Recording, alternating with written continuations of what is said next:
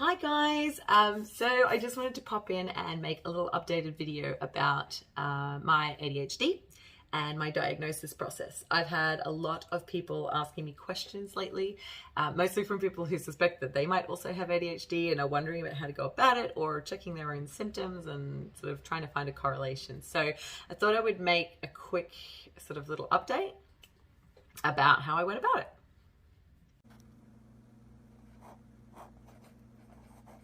So what made you think you had ADHD?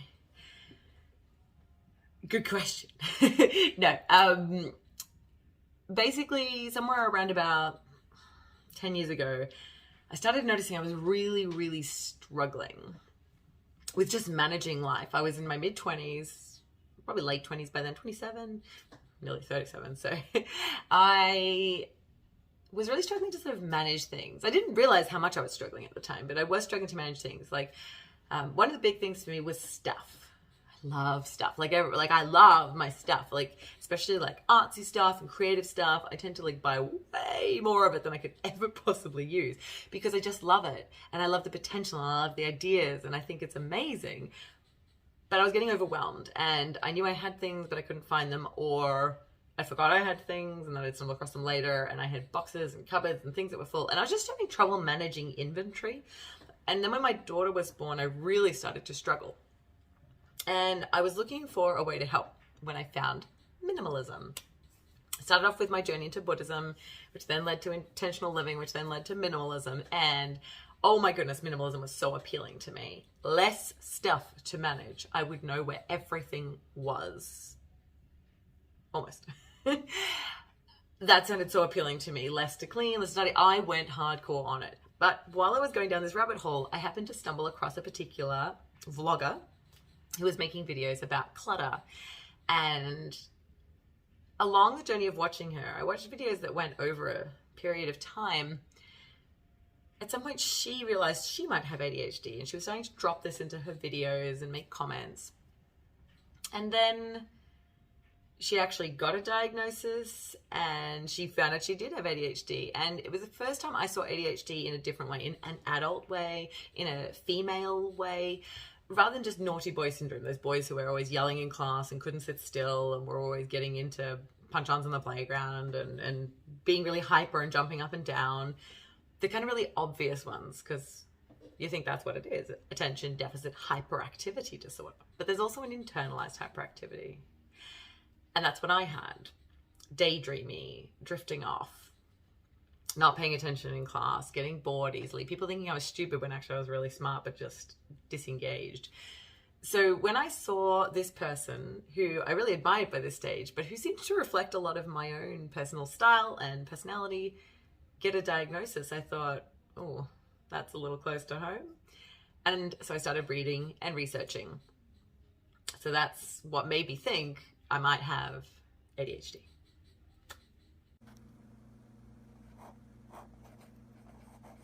How did you get a diagnosis? So the boring answer is I printed off an online test about checking whether you have ADHD. You mark it all off. That basically says, yeah, you're probably an indicator that you should go and get checked for ADHD. I then took that list over to my doctor, who then referred me to a psychiatrist. That's the boring story.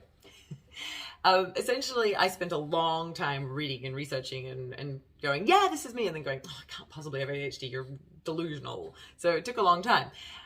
When I finally did go into my GP, I did bring that checklist with me. And I went, I think, before I even told him about it, I said, I think I'd like to see a behavioral specialist. And he said, about ADHD?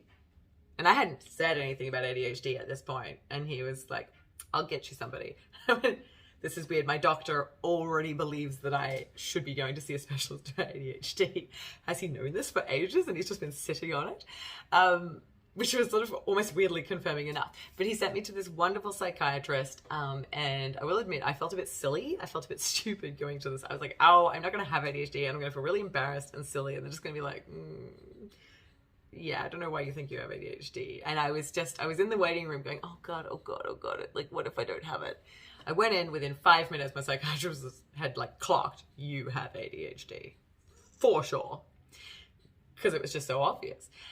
And he didn't tell me right away. He let me get through the whole appointment. And at the end, he was like, I think we're probably looking at ADHD and also autism, which I'd already known was in my family and I'd suspected already. But yeah, then basically he gave me a prescription for Ritalin because he said, I'd like you to give this a try. Let's see what happens, because I believe this is a candidate for you. If you take this and you do have ADHD, here's what's going to happen. If you take it and you don't have ADHD, here's what will happen. So let's take it, see what happens, and then we'll know. And I knew instantly that I had ADHD because it worked.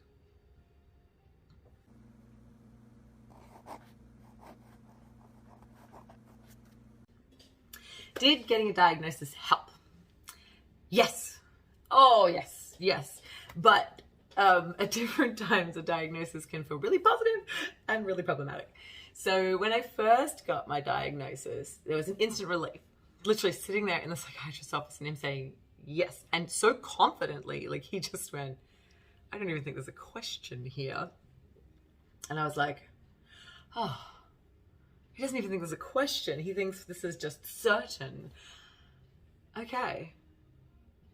But then I sort of had a brief window afterwards of like, does he really know what he's talking about? Like, what if he's not a very good psychiatrist?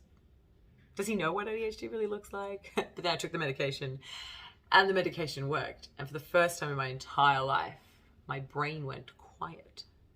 And I didn't realize that my brain couldn't go quiet until it went quiet. And it's weird. It's like when we all live in this crazy, noisy world, and it's like suddenly someone shuts you in a completely silent room. And it's only when you come out of that silent room that you realize how noisy the whole world is. Well, that was like my brain. The Ritalin wore off, and suddenly the fog descended again. And I didn't realize how much fog was in my life. And it was amazing. There is the medication side. That did help. I've got to tell you, it really helped me. It helps me to get up in the morning. It helped me to do the boring things that I really struggle to do. Like if they're boring, I just can't even do them. It's a stimulation problem with the brain. And I know it says like, oh, nobody likes doing boring tasks. No, people with ADHD just avoid the boring tasks because we need dopamine in order to complete the task. And the task itself is giving us no dopamine. And so people who have neurotypical brains, when you're doing the boring task, it pulls on the dopamine reserves that are already there and uses them. But when you have ADHD, it doesn't have the reserves. So you have to get the dopamine to help you. Now, when you're doing a task you really like or really enjoy, enjoyment means dopamine, which is why you can do tasks that you love, like play video games or sew, if you're me, or eat food. Oh, food is such a good dopamine thing. Or spend time with people that you really enjoy, I think. But then you sit down to do homework or make a phone call or fill out that form, and suddenly you're flatlining. And you're like, why can't I just adult? Why can't I just do the that I'm supposed to do? There's no dopamine. There's no dopamine. And so this gives you a false dopamine. But that's just the medical side. The side that has nothing to do with the actual chemicals putting into the brain.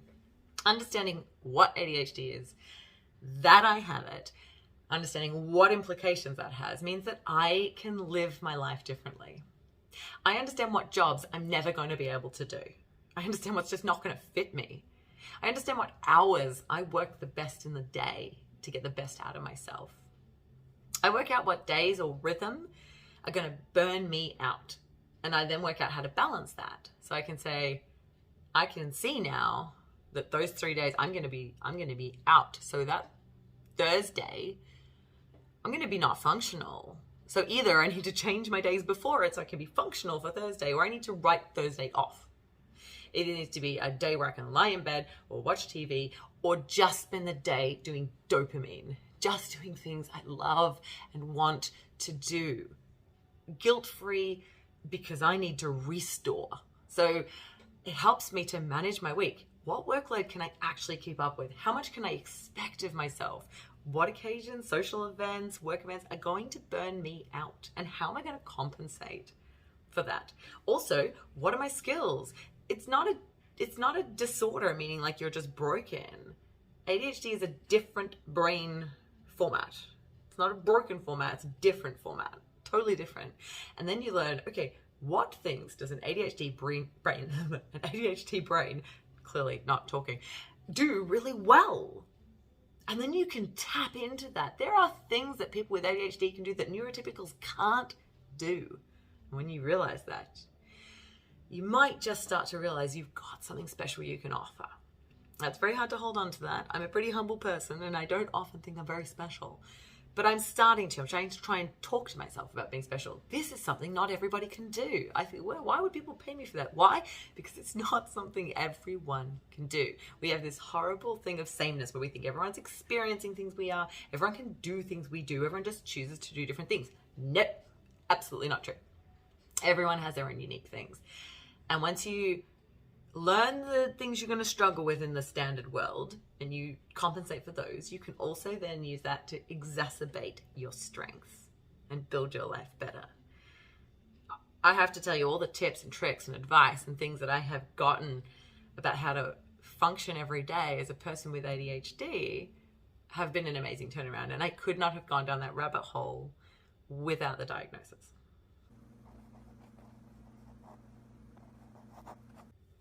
Do you take medication? Yes, I do. I take 2 types of medication. Actually, 3 types of medication. Actually, I take a lot more than 3 types. But let's say just in relation to how my brain works, I take 3 different types at least. I take a lot of other meds. My body is just non-functional. It doesn't like anything. But I take Ritalin 3 times a day, 5 days a week. Not necessarily Monday to Friday. I don't work a Monday to Friday 9 to 5 job. So I pick and choose my days based on what's going to be best for me. But basically I have 3 doses of Ritalin. Each of them wears off at about the 3.5-4 hour mark. And then I take the next one, from 8, 12, and 4 in the day, which allows me to sort of wind down and get to sleep. Now, I do still have trouble sleeping. I used to take a melatonin to kick off my brain chemicals saying it's sleep time. It's a naturally occurring chemical that ADHD brains don't produce well, or they do produce it just at the wrong time of day. This is the thing. This is what I'm saying. Like, we're not broken.